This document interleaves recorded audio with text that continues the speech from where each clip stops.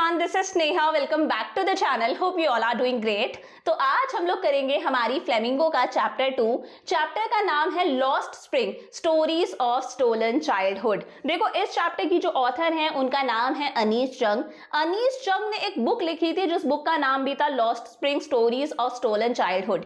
इस बुक के अंदर अनीश जंग ने कुछ ऐसे बच्चों के बारे में बताया जिन बच्चों से उनका बचपन छिन जाता है। ये वो बच्चे हैं जो ना एजुकेशन ले पाते हैं, ना अपनी लाइफ को एंजॉय कर पाते हैं। इन बच्चों को वो फैसिलिटीज नहीं मिल पाती जो फैसिलिटीज शायद हमें मिला करती थी। तो ये वो बच्चे हैं जिनसे उनका बचपन छिन जाता है। बहुत सारे ऐसे बच्चों के बारे में अनीश जंग ने अपनी किताब के अंदर लिखा। कोई बच्चा रैक पिकर है, मतलब कचरा बीन रहा है। कोई बच्चा चाय की दुकान पे काम कर रहा है। कोई बच्चा अपने मम्मी के पापा के साथ में चूड़ियां बनाने का काम कर रहा है। तो इस किताब के अंदर अनीश जंग ने चाइल्ड लेबर्स के बारे में लिखा, बच्चों के बारे में लिखा जो एज अ लेबर काम कर रहे हैं। और उसी बुक का ये जो चैप्टर है, ये एक एक्सर्प्ट है। उसी बुक में से दो बच्चों की स्टोरीज उठाई गई। एक बच्चा है जिसका नाम है साहिब, प्यार से बोलते हैं साहिब आलम, पूरा नाम है साहिब आलम।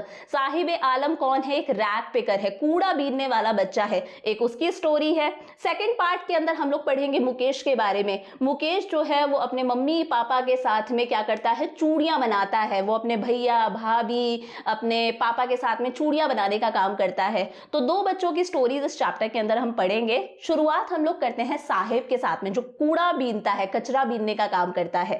देखो, सबसे पहले ऑथर का नाम क्या है? ऑथर का नाम है अनीश जंग। क्या नाम है? अनीश जंग। साहिब की स्टोरी का कैप्शन है sometimes I find a rupee in the garbage. कई बार मुझे गार्बेज में, कूड़े के ढेर में एक रुपया भी मिलता है और ये एक रुपया साहिब को बहुत खुशी देता है।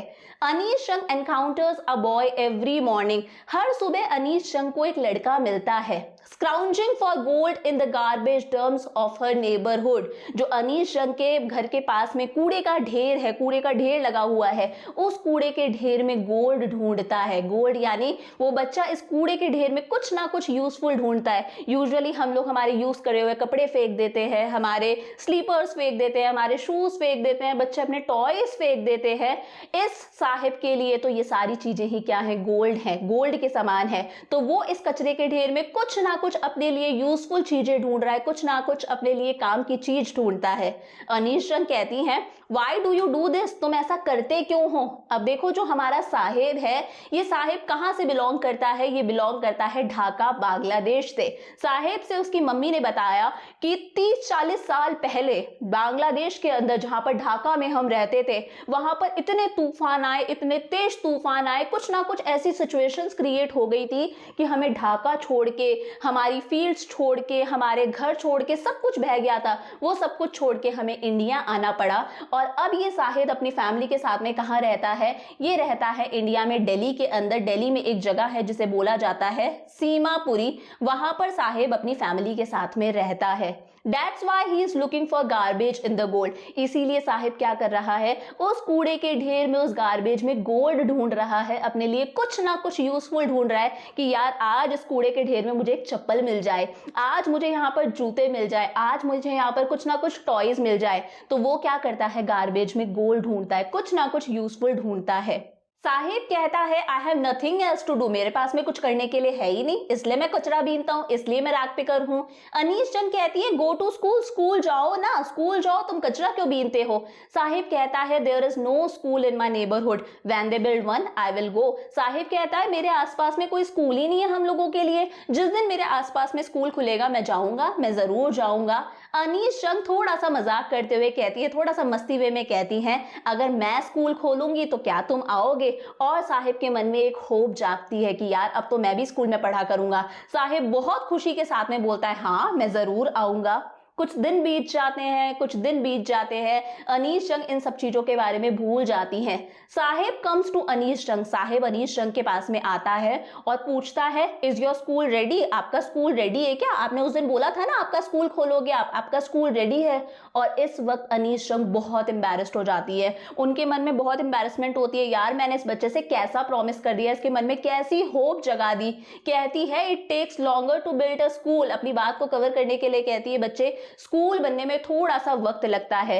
और इस वक्त अनीश जंग ये रियलाइज करती है कि दुनिया के हर कॉर्नर में इस तरह के बच्चों से ऐसे फॉल्स प्रॉमिसेस करे जाते हैं। हमारी सरकार भी इन लोगों से ऐसे फॉल्स प्रॉमिसेस करती है। बहुत सारे बड़े बड़े पैसे वाले लोग, बहुत सारे इन्वेस्टर्स, बड़े बड़े सब लोग दुनिया के हर कॉर्नर में इस तरह के बच्चों से ऐसे प्रॉमिसेस करते हैं, इनके मन में एक होप जगाते हैं। कुछ मंथ्स बीत जाते हैं, कुछ समय बीत जाता है। She asked his name, Anish जंग उससे उसका नाम पूछती है। कहता है साहिबे आलम। क्या नाम है उसका? साहिबे आलम। उसे पता भी नहीं है उसके नाम का मतलब है लॉर्ड ऑफ द यूनिवर्स। उसके नाम का मतलब है ब्रह्मांड का मालिक, ब्रह्मांड का लॉर्ड। उसे पता भी नहीं है उसके नाम का क्या मतलब है और वो क्या है, एक रैग पिकर है, वो कचरा बीनता है। He roams the street with his friends, ये अपने फ्रेंड्स के साथ में स्ट्रीट्स में घूमता रहता है, सारी की सारी गलियों में घूमता रहता है। An army of barefoot boys, पूरी की पूरी टोली है बेयरफुट बॉयज की, जो बच्चे नंगे पैर घूमते हैं। और ये बच्चे कैसे लगते हैं? मॉर्निंग बर्ड्स की तरह लगते हैं। जिस तरह से सुबह सुबह बर्ड्स आ जाती हैं, चहचहाने लगती हैं और जैसे ही नून होता है, जैसे ही धूप निकलने लगती है, गायब हो जाती है ना, वैसी ही ये टोली है बेयरफुट बॉयज की, जो नंगे पैर रहते हैं, सुबह सुबह पता नहीं कहां से आ जाते हैं और जैसे ही धूप पड़ने लगती है, नून वाला टाइम होता है, पता ही नहीं चलता कहां डिसअपियर हो जाते हैं। After few months she recognises each of them. कुछ समय बीत जाता है, कुछ महीने बीत जाते हैं और अब अनीश जंग इन सबको पहचानने लगती है, उन सब बच्चों की शक्लें जानने लगती है। साहिब से पूछती है why aren't you wearing chappals, तुमने चप्पल क्यों नहीं पहनी है पैरों में? साहिब कहता है my mother did not bring them down from the shelf, मेरी मम्मी ऊपर शेल्फ पे से मुझे चप्पल उतार के देती ही नहीं है। दूसरा लड़का बोलता है इवन इफ शी डिड ना he will throw them off, अगर वो उतार के इसे दे भी देगी ना तो भी उन चप्पलों को फेंक देगा, पहनेगा ही नहीं। और ये जो दूसरा बच्चा है, इसने शूज तो पहने हैं बट इसके दोनों शूज अलग अलग है। एक पैर में अलग शू पहना है, एक पैर में अलग शू पहना है। ऐसा हो सकता है कोई किसी दिन कचरे में से मिल गया होगा, कोई किसी दिन कचरे में से मिल गया होगा। तो इस बच्चे ने जूते तो पहने हैं बट इसके दोनों जूते क्या है, अलग अलग हैं। जब अनीश जंग कमेंट करती है उसके जूतों पर तो वो अपने पैरों को शफल करने लगता है कुछ इस तरह से, ताकि अनीश जंग का ध्यान ना जाए। कुछ बोलता तो नहीं है पर अपने पैरों को क्या करने लगता है, शफल करने लगता है।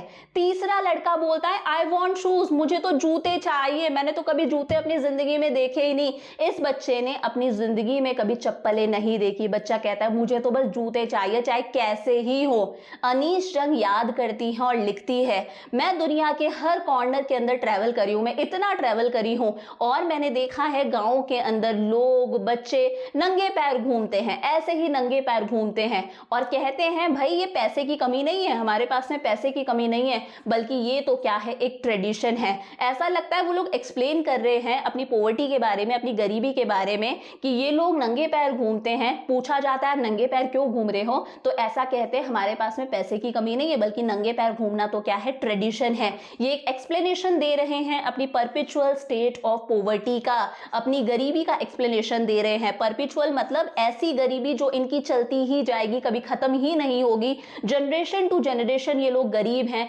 और ये अपनी गरीबी का एक्सप्लेनेशन देते हुए कहते हैं हमारे पास में पैसे की कमी नहीं है, ये तो एक ट्रेडिशन है कि नंगे पैर चलो, सेहत अच्छी रहती है, हमारा ट्रेडिशन है।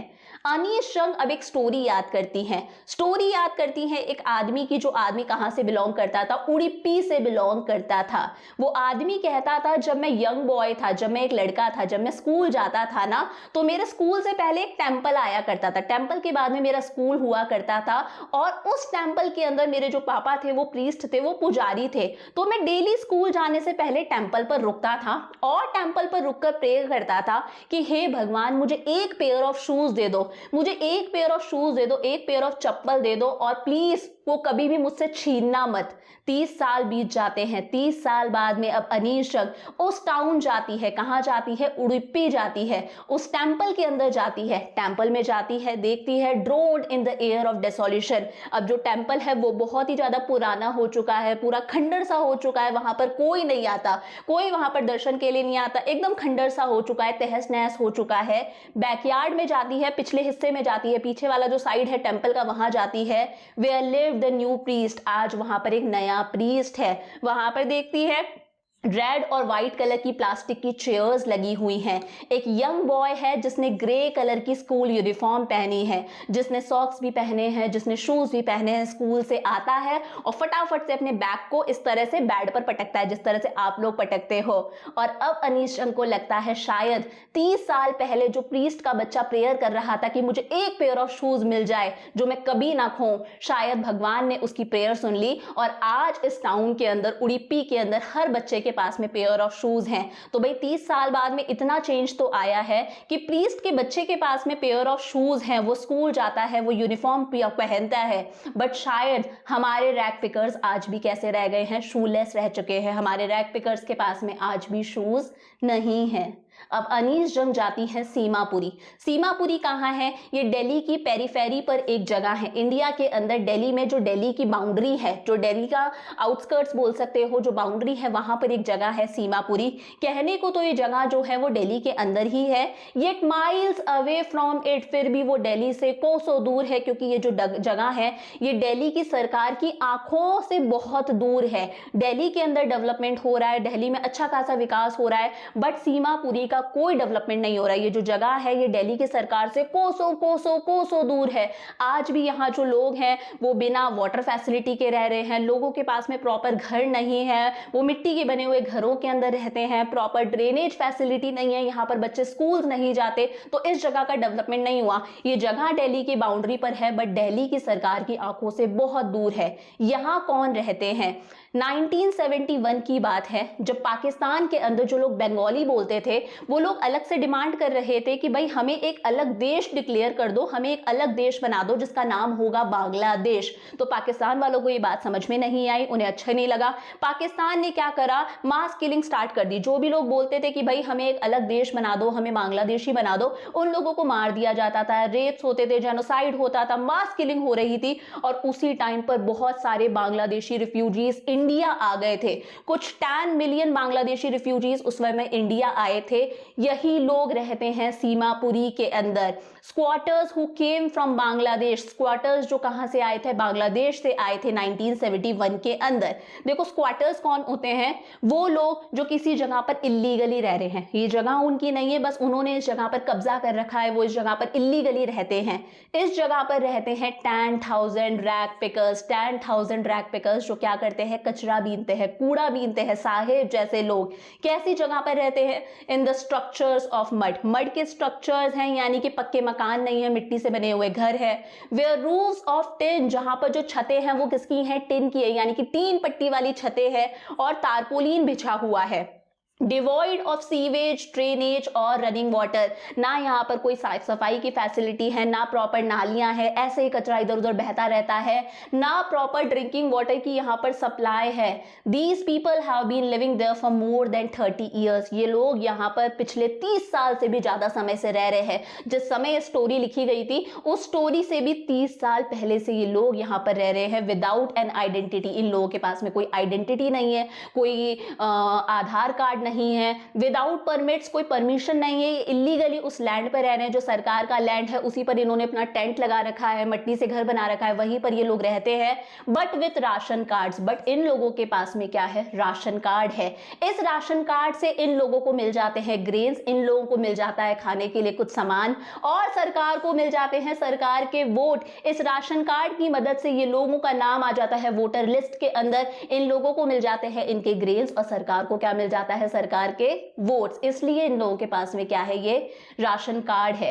Anish Jung asked them why they left their beautiful land of green fields and rivers. जब अनीश जंग पूछती हैं कि आपने अपना इतना ब्यूटीफुल लैंड ढाका बांग्लादेश क्यों छोड़ा, वहां पर आपकी इतनी सारी ग्रीन फील्ड्स होंगी, इतने सारे खेत थे आपके, इतनी ब्यूटीफुल रिवर्स थी, आपने ढाका क्यों छोड़ा, आपने बांग्लादेश क्यों छोड़ा? तो वहां पर कुछ औरतें खड़ी है, जो औरतें किसके अंदर हैं? टैटर्ड साड़ीज में हैं, फटी पुरानी सी साड़ियों के अंदर हैं, फटी हुई साड़ियां हैं, पुरानी सी घिसी हुई साड़ियां हैं। वो कहती हैं If at the end of the day we can feed our families and go to bed without an aching stomach, we would rather live here than in the fields that gave us no grains. ये जो औरतें हैं ये कहती हैं, अगर दिन के आखिरी में रात को सोने से पहले हम हमारी फैमिली का पेट भर देते हैं, हमारे बच्चों का पेट भर देते हैं, हम लोगों का पेट भर जाता है, हम दुखते पेट नहीं सोते, तो हम यहाँ रहना पसंद करेंगे, ना कि उस जगह में, ना कि उन ग्रीन फील्ड्स में जहां पर हमें खाने को एक तिनका तक नहीं मिला, एक ग्रेन तक नहीं मिला। मतलब समझ पा रहे हो इनका पेन। इन्हें सिर्फ क्या चाहिए? फूड चाहिए। ये कहते हैं अगर भाई दिन के आखिरी में हम हमारी फैमिली का पेट भर देते हैं और हमारे बच्चे, हमारी फैमिली, हम लोग दुखते पेट नहीं सोते, भूख से मरते हुए नहीं सोते ना, तो हम लोग यहां रहना पसंद करेंगे बिना आइडेंटिटी के, बिना परमिशन के, ना कि उस जगह पर जहां पर हमें एक ग्रेन तक नहीं मिला, खाने को कुछ नहीं मिला। They pitch their tent wherever they find food. ये अपना टेंट कहाँ लगाते हैं? जहां कहीं भी इन्हें फूड मिलता है, क्योंकि इन्हें सिर्फ क्या चाहिए? इन्हें सिर्फ 2 वक्त की रोटी चाहिए। Their children become partners in survival. धीरे धीरे इनके बच्चे भी इनके क्या बन जाते हैं? Partners in survival. इनके बच्चों को भी सर्वाइवल के लिए, जिंदा रहने के लिए इनके साथ में पैसा कमाना पड़ता है। ये सर्वाइवल के पार्टनर्स बन जाते हैं अपने पेरेंट्स के लिए। इन बच्चों को अपनी एजुकेशन छोड़ के, अपने लाइफ का एंजॉयमेंट छोड़ के इन बच्चों को कोई ना कोई काम करना पड़ता है। कभी चाय की दुकान पर काम करेंगे, कभी कचरा बीनेंगे, कुछ ना कुछ करना पड़ता है, और क्या बन जाते हैं? अपने पेरेंट्स के पार्टनर्स इन सर्वाइवल। सर्वाइवल के लिए उनके पार्टनर्स बन जाते हैं। और सीमापुरी में सर्वाइवल का मतलब क्या है? रैक पिकिंग, कूड़ा बीनना, कचरा बीनना। ये बच्चे भी क्या करते हैं? कचरा बीनते हैं। कचरा बीनना has become a fine art for them. Rag picking इनके लिए फाइन आर्ट बन चुका है। ये उस काम में बहुत परफेक्ट हो चुके हैं, क्योंकि पिछले 30 साल से ज्यादा समय से ये लोग क्या कर रहे हैं? रैक पिकिंग कर रहे हैं। तो रैक पिकिंग इनके लिए क्या बन चुका है? एक फाइन आर्ट बन चुका है। Garbage is gold for them. It is their daily bread, a roof over their heads, even if it is a leaking roof. Anees जंग कहती हैं गार्बेज इन लोगों के लिए गोल्ड है, गार्बेज इन लोगों के लिए सोना है। हम लोग इस गार्बेज के अंदर बहुत सारी ऐसी चीजें डिस्कार्ड कर देते हैं, जूते, चप्पल, टॉयज, जो इन लोगों के लिए गोल्ड है, इन लोगों के लिए बहुत यूजफुल है। गार्बेज इनकी डेली ब्रेड है, गार्बेज इनकी रोजी रोटी है, गार्बेज इनके लिए रूफ है, इनके लिए छत है, फिर चाहे इस छत से पानी ही क्यों ना टपक रहा हो, बट ये गार्बेज इनकी रोजी रोटी है, इनके लिए एक छत है, फिर चाहे इस छत से पानी ही क्यों ना टपक रहा हो। But for a children it is even more. But बच्चों के लिए ये इससे भी ज्यादा है, बच्चों के लिए ये बहुत कुछ है। साहिब कहता है आई समटाइम्स फाइंड अ रूपी इवन अ 10 rupee note, his eyes lighting up. Sahib जो है वो कहता है कई बार इस कूड़े के ढेर में मुझे 1 रुपया मिलता है, और कई बार तो इस कूड़े के ढेर में मुझे 10 रुपए भी मिलते हैं, और साहिब की आंखें चमक रही हैं, उसकी आंखों के अंदर एक अलग सी लाइट है। तो बच्चों के लिए तो ये क्या है? रैप्ड इन वंडर है, एक सरप्राइज बॉक्स है। पता नहीं है किसी दिन क्या निकलेगा, किसी दिन चप्पल निकल जाएंगी, किसी दिन जूते निकलेंगे, किसी दिन टॉयज निकलेंगे, किसी दिन कपड़े निकलेंगे। तो बच्चों के लिए तो ये क्या है? रैप्ड इन वंडर है। भानुमति का पिटारा है, एक सरप्राइज बॉक्स है, पता ही नहीं है किस दिन क्या निकलेगा। बट एल्डर्स के लिए क्या है? It is a means of survival. Elders के लिए सर्वाइवल का एक जरिया है, वो इसी रैक पिकिंग के भरोसे अपनी जिंदगी निकाल रहे हैं। When they find a silver coin in the heap, जब बच्चों को इसी कूड़े के ढेर में कोई सिल्वर कॉइन मिलता है, कोई ना कोई यूजफुल चीज मिलती है, 1 रुपए का सिक्का मिलता है, 10 रुपए का नोट मिलता है, कोई सिल्वर कॉइन मिलता है, कुछ भी यूजफुल मिलता है, तो उनके मन में एक होप जागती है कि कल हमें कुछ और भी मिलेगा, परसों हमें इससे भी बड़ी चीज मिलेगी। तो बच्चों के लिए क्या है? रैप्ड इन वंडर है, उनके लिए एक सरप्राइज बॉक्स है। वन विंटर मॉर्निंग, एक सर्दियों की सुबह की बात है। अनीस जंग देखती हैं कि अनीस जंग के घर के पास में जो टेनिस क्लब है उसके गेट के बाहर साहिब खड़ा है। साहिब क्या कर रहा है? उस टेनिस क्लब के अंदर 2 आदमी हैं जिन्होंने व्हाइट कलर के कपड़े पहने, वो लोग टेनिस खेल रहे हैं और साहिब उन्हें देखे जा रहा है। साहिब के मन में एक इच्छा है कि यार मुझे भी ये गेम खेलना है, मुझे भी टेनिस खेलना है। जब अनीस जंग साहिब के पास में जाती हैं तो साहिब कहता है आई लाइक द गेम, मुझे ये जो 2 आदमी गेम खेल रहे हैं ना, मुझे ये गेम बहुत पसंद है। I go inside when no one is around, जब कोई आसपास नहीं होता, अंदर भी कोई नहीं होता ना, तो मैं अंदर भी चले जाता हूँ। The gatekeeper lets me use the swing, ये जो गेट कीपर यहाँ पर बैठे हैं ये मुझे झूला भी खाने देते हैं, अंदर भी जाने देते हैं, मुझे झूला भी खाने देते हैं। और जब अनीस जंग साहिब को देखती है तो आज साहिब ने क्या पहने हैं? आज साहिब ने पहने हैं टेनिस शूज, साथ में वही उसकी पुरानी सी फटी पुरानी शर्ट पहनी है, शॉर्ट्स पहने हैं, बट साथ में क्या पहने हैं? टेनिस शूज, जो कि थोड़ा सा अलग सा ऑड सा कॉम्बिनेशन है कि यार डिस्कलर्ड शर्ट है, डिस्कलर्ड शॉर्ट्स है और साथ में पहन रखे हैं टेनिस शूज। जब अनीश जंग उसके जूतों की तरफ देखती है तो साहिब कहता है someone gave them to me. Saheb कहता है भाई मैंने चोरी वोरी नहीं करी है, ये तो मुझे किसी ने दिए हैं। और ये फैक्ट है, ये सच बात है, किसी अमीर बच्चे ने इन शूज को डिस्कार्ड कर दिया होगा, फेंक दिया होगा, क्योंकि इन दोनों शूज में से किसी एक शू के अंदर एक छोटा सा होल हो गया होगा और उस अमीर बच्चे ने इसे क्या कर दिया होगा, डिस्कार्ड कर दिया होगा। और साहिब के लिए क्या है, साहिब के लिए जूते किसके समान है, गोल्ड के समान है। ये उसके लिए क्या है, ड्रीम कम ट्रू, उसका सपना सच हो गया टेनिस शूज पहनने का। बट ये गेम खेलना आज भी साहिब की रीत से बाहर है, साहिब आज भी इस गेम को नहीं खेल सकता। वन डे, एक दिन की बात है, Saheb is on his way to the milk booth. जो साहिब है वो मिल्क बूथ की तरफ जा रहा है। उसके हाथ में क्या है, एक स्टील कैनिस्टर है। उसके हाथ के अंदर एक स्टील की केटली है, चाय की केटली होती है, उसे बोला जाता है कैनिस्टर। साहिब कहता है I now work in a tea stall down the road. मैं वहां पर उस टी स्टॉल के अंदर काम करता हूं, मुझे 800 रुपए मिलते हैं और 2 वक्त का खाना भी मिलता है। साहिब कहता है मैं उस टी स्टॉल में काम करता हूं और मुझे 800 रुपए मिलते हैं और 2 वक्त का खाना भी मिलता है।